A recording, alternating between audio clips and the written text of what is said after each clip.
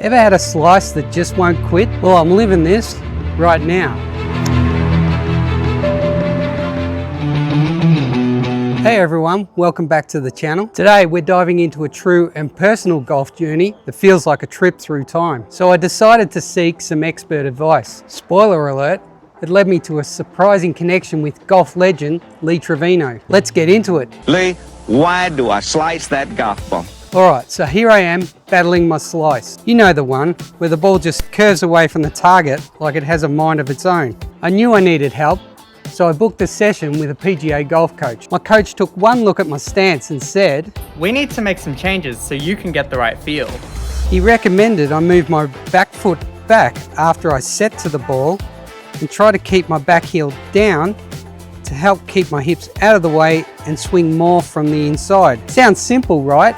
But it made a world of difference. Aha, that's when it hit me. I remembered a video I watched ages ago featuring none other than Lee Trevino. He talked about the same concept. Lee calls it staying on the right side. It was like I had a time machine bringing me golf coaching lessons from one of the greats. I'm going to show you what you have to do.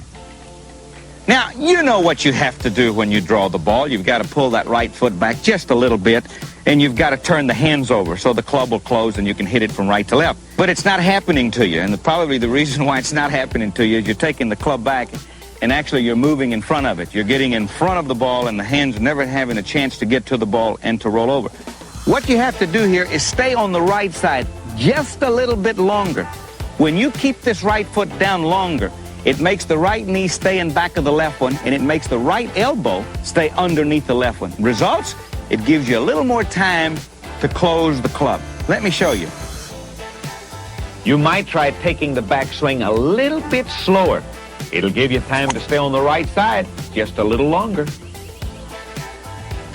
And they said I couldn't hook a golf ball. But back to my golf coach, he also said, Think of it this way.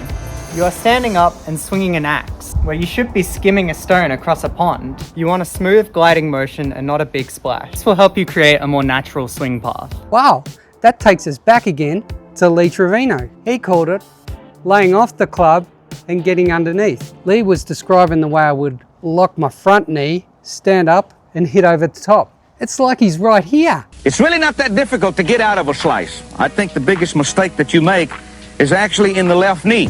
What happens when you get down into the hitting area is that you're locking your left knee. What happens here is the right shoulder goes over and you cut across the ball. What you have to do here is to make sure that in the hitting area that actually the left knee breaks towards the target, keeping the right knee in back of the left. This results in laying off the club and getting underneath it. Let me show you. You can do this in your living room. Make sure that you watch those knees and that they're flexed through the hitting area. So I took the advice of the coach and what I learned from Lee Trevino and put it all together. Address the ball, then place my right foot back a little. This reminds me to stay on my right side and don't fire my hips through as quick. And voila, a straighter ball flight, even a little draw. Thanks PGA coach, and thanks Lee Trevino.